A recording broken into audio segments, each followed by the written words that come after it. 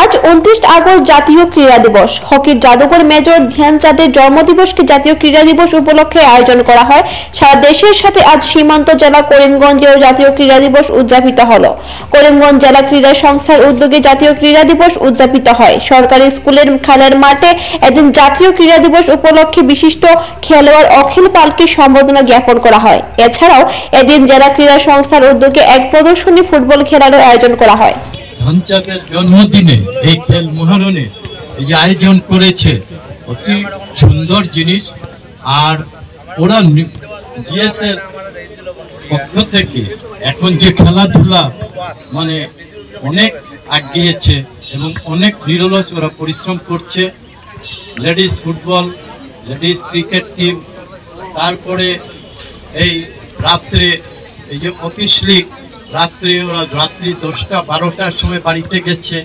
খুব নিরলস পরিশ্রম করে আজকে অনেক উন্নতিতে করিমগঞ্জ পৌঁছেছে। আশা করব আরও যেন পরবর্তী এরা সবাই যেন এইভাবে এগিয়ে এসে আমাদের করিমগঞ্জের সুনাম অক্ষুণ্ণ রাখে। আর প্লেয়ারদের উদ্দেশ্যে আমি একটু বলছি, তোমরা যারা প্লেয়ার আছো তোমাদের জন্য ডিএসের এরা অনেক করে, তোমরা তাদেরকে কি দিবে? আজকে যে আমাকে এই সম্মাননা দিয়েছে, আমি প্লেয়ার হিসাবে এটা আমার প্রচন্ড পাওনা। আজকে জেলা ক্রীড়া সংস্থা প্রতি বছর মেজর ধ্যানচাঁদের জন্মদিবসকে জাতীয় ক্রীড়া দিবসকে এইভাবে পালন করে থাকে। আমরা প্রদর্শনীমূলক খেলা আয়োজন করে থাকি। এবার আমাদের প্রদর্শনীমূলক ফুটবল খেলা হচ্ছে, তার পাশাপাশি আমরা জানি সামার ক্যাম্প, ট্রায়াল ক্যাম্প চলছে ক্রিকেটে। আর ক্রীড়া ভারতীর এখানে এই মাঠে ক্রীড়া ভারতীর ছেলে এবং মেয়েদের উভয়ের জেভলিং প্রতিযোগিতা চলছে।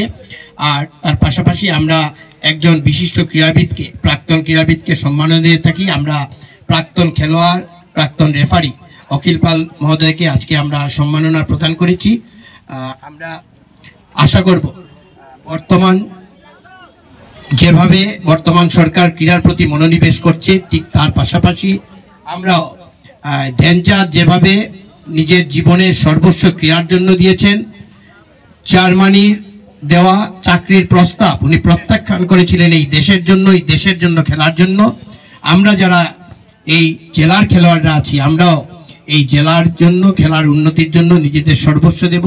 আমরা জেলার পাশাপাশি রাজ্য, ভবিষ্যতে আমরা এই দেশের হয়ে প্রতিনিধিত্ব করব। এই শুভেচ্ছা, এই আশা রেখে আমি আমাদের আজকের কার্যক্রম এখানে সমাপ্ত করছি।